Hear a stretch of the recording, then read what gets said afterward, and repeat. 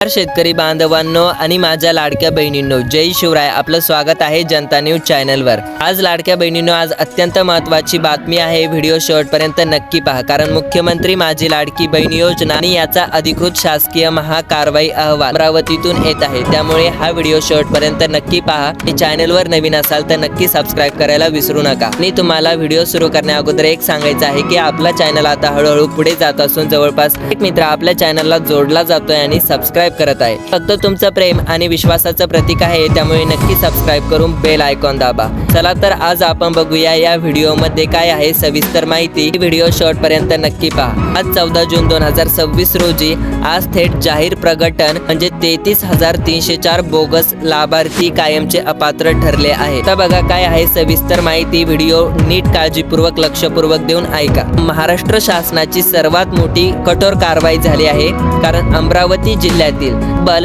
33,304 अपात्र महिला व गैरप्रकार करणाऱ्या बोगस व्यक्तींकडून आतापर्यंत लाटलेली सर्व रक्कम शासनाद्वारे 100% वसूल केली जाणार आहे. हो, ज्यांनी काही फॉर्म चुकीच्या पद्धतीने भरले आहे आणि त्याचा लाभ घेतला आहे त्यांच्यावर आता कारवाई शासन करणार आहे. नियमबाह्य आणि लाभ घेणाऱ्यांवर गुन्हे दाखल होण्याची शक्यता असून त्यांचे खाते कायम सुरू करण्यात आलेले आहे. सरकार खूप मोठी कारवाई त्यांच्यावर करणार आहे.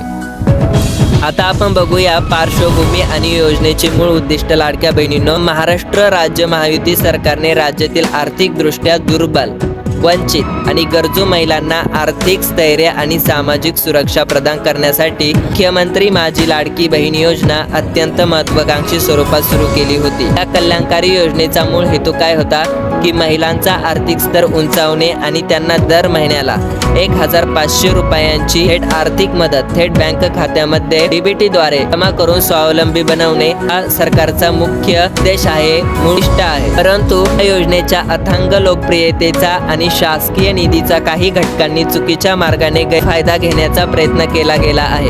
या निकषांमध्ये न बसणाऱ्या शेकडो अपात्र व्यक्तींनी खोट्या कागदपत्रांच्या आधारे स्वतःची नोंदणी करून शासकीय दिशाभूल केल्याचे स्पष्ट झाले आहे. त्यामुळे खऱ्या गरजू आणि गरीब भगिनींना हिरावला जात असल्याने प्रशासनाला हे कठोर पाऊल उचलावे लागले आहे. हो लाडक्या बहिणींनो, आता बघा, ज्यांनी चुकीची माहिती देऊन या योजनेचा लाभ घेतला आहे त्यांच्यावर आता खूप मोठी कठोर कारवाई केली जाणार आहे. तर बघा, प्रशासकीय चौकशी आणि KYC मोहीम. या योजनेतील वाढते गैरप्रकार रोखण्यासाठी संपूर्ण प्रक्रियेमध्ये पारदर्शकता आणण्यासाठी जिल्हा प्रशासनाने आणि माहिती तंत्रज्ञान विभागाने संयुक्तपणे तब्बल 8 ते 10 महिने अत्यंत सखोल आणि व्यापक पातळीवर KYC पडताळणी मोहीम राबवली होती. तांत्रिक आणि प्रत्यक्ष तपासणीत मोहिमेमुळे संपूर्ण यंत्रणेतील बोगस खाती उघडकीस झाली आहे. म्हणजेच सरकारने ही जी KYC मोहीम राबवली होती त्यामध्ये त्यांना असं दिसून आलंय की खूप सगळी अशी बोगस खाती उघडकीस आलेली आहे. तर बघा, चौकशी दरम्यान उघडकीस आलेले धक्कादायक गैरप्रकार काय आहे. पुरुषांद्वारे निधीची लूट. म्हणजेच KYC मोहिमेमध्ये सर्वात धक्कादायक बाब म्हणजे अनेक ठिकाणी पुरुषांनी महिलांच्या नावाचा गैरवापर करून किंवा बनावट बँक खाती जोडून या योजनेचा नियमबाह्य आर्थिक लाभ घेतला आहे.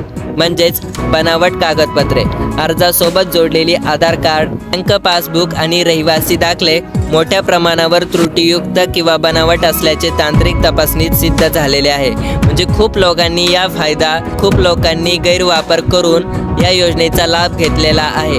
त्यामुळे आता सरकार तटस्थ झालेले आहे. 15 ते 20 महिने सातत्याने शासकीय हप्ते लाटले, ज्यामुळे सरकारी महसुलाचे खूप मोठे नुकसान झालेले आहे. हो लाडक्या बहिणींनो, रेतीची 5 मुख्य कायदेशीर कारणे काय आहेत. अमरावती जिल्ह्यातील 33,304 लाभार्थी कायमचे अपात्र ठरण्यामागे शासनाने निश्चित केलेले कठोर कायदेशीर निकष खालीलप्रमाणे आहेत. या निकषांचे उल्लंघन करणाऱ्यावर तात्काळ कारवाई करण्यात आली आहे. तर बघा, पहिलं कारण काय आहे. चुकीची व बोगस KYC करणे. बँक खाते आधार कार्डशी जोडलेले नसणे आणि कागदपत्रांमधील नावामध्ये जाणीवपूर्वक केलेली तफावत आणि चुकीच्या अंगठ्याचे बायोमेट्रिक ठसे वापरून केलेली नोंदणी. आता यांना कायमचे अपात्र करण्यात आलेले आहे. दुसरं कारण म्हणजे उत्पन्नाचे खोटे दाखले. ज्या लोकांनी कुटुंबाचे वार्षिक उत्पन्न विहित मर्यादापेक्षा जास्त असतानाही महसूल विभागाची दिशाभूल करून मिळवलेले खोटे आणि बनावट उत्पन्नाचे दाखले सादर केले होते त्यांना 100% वसुली घेणार आहे. म्हणजे त्यांचे पैसे परत वापस घेणार आहे. कर भरणे म्हणजेच इन्कम टॅक्स आपण ज्याला म्हणतो. ज्या कुटुंबातील पती किंवा इतर सदस्य नियमितपणे आयकर इन्कम टॅक्स भरत असतानाही ही आर्थिक माहिती अर्जात जाणीवपूर्वक लपवून ठेवलेली आहे, त्यांचे खाते आता गोठवले जाणार आहे. म्हणजेच त्यांचे जे बँक खाते आहे ते फ्रीज केले जाणार आहे. आता बघा चारचाकी वाहनांची मालकी. शासकीय नियमांनुसार कुटुंबाच्या नावावर चारचाकी वाहन किंवा ट्रॅक्टर वगळून, म्हणजे ट्रॅक्टर जर असेल तर काही हरकत नाही, पण जर चारचाकी वाहन जर असेल त्या लोकांसाठी या योजनेसाठी अपात्र आहे. ही माहिती लपवून लाभ घेणे बेकायदेशीर आहे, त्यांना थेट बाद करण्यात आलेले आहे. आता बघा शासनाची पुढील कठोर पावले आणि कायदेशीर वसुली प्रक्रिया कशी आहे. लक्षपूर्वक देऊन ऐका लाडक्या बहिणींनो आणि शेतकरी मित्रांनो, कारण राज्य सरकारने स्पष्ट केले आहे की हा केवळ तांत्रिक बिघाड नसून शासकीय निधीची जाणीवपूर्वक केलेली फसवणूक आहे. त्यामुळे खालीलप्रमाणे कठोर अंमलबजावणी सुरू करण्यात आलेली आहे. पहिला म्हणजे पूर्ण रकमेची सक्तीची वसुली करण्यात जाणार आहे.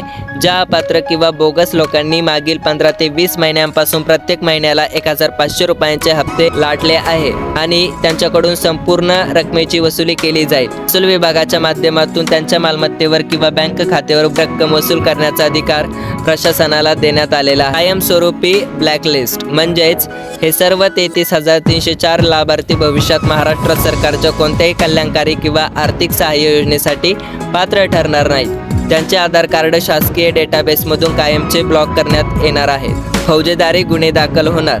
ज्या बोगस लाभार्थ्यांनी आणि पुरुषांनी खोटे कागदपत्र बनवून जाणीवपूर्वक फसवणूक केली आहे त्याच्यावर भारतीय न्याय संहितेच्या BNS संबंधित कलमानुसार शासकीय फसवणुकीचे गुन्हे दाखल करण्याचे आदेश देण्यात आलेले आहेत. उत्कर्ष आणि पारदर्शकतेचा संदेश काय आहे लाडक्या बहिणींनो, कारण शासनाने घेतलेला हा अत्यंत धाडसी आणि कडक निर्णय म्हणजे शासकीय योजनांमध्ये पारदर्शकता आणण्यासाठी उचलेले एक मैलाचा दगड आहे. यामुळे नियमबाह्य लाभ घेणाऱ्यांचे धाबे दणाणले आहेत. यामुळे कारवाईमुळे केवळ बोगस लाभार्थ्यांना चाप बसेल असे नाही, तर भविष्यात कोणत्याही शासकीय योजनेत गैरप्रकार करण्याची कोणतीही हिंमत कोणाची होणार नाही. सर्वात महत्त्वाचे म्हणजे वाचलेला निधी राज्यातील इतर गरजू, गरीब आणि वापरला जाणार आहे, ज्यामुळे या योजनेचे मूळ उद्दिष्ट यशस्वी होणार आहे. लाडक्या बहिणींनो, ही माहिती तुम्हाला कशी वाटली नक्की कमेंट बॉक्समध्ये आम्हाला कळवा. आणि तुम्हाला काही जरी अडचण असले, लाडक्या बहिणींनो, ही माहिती तुम्हाला कशी वाटली नक्की आम्हाला कमेंट बॉक्समध्ये कळवा. आणि तुम्हाला व्हिडिओ कसा वाटला ते पण आम्हाला सांगा. आणि ह्या व्हिडिओला जास्तीत जास्त व्हॉट्सअप ग्रुपवर शेअर करून तुमच्या लाडक्या बहिणीपर्यंत पोहोचवा. आणि अशाच अपडेटसाठी आपल्या जनता न्यूज चॅनलला आत्ता सबस्क्राईब करून बेल आयकॉन दाबा. धन्यवाद. जय शिवराय, जय महाराष्ट्र.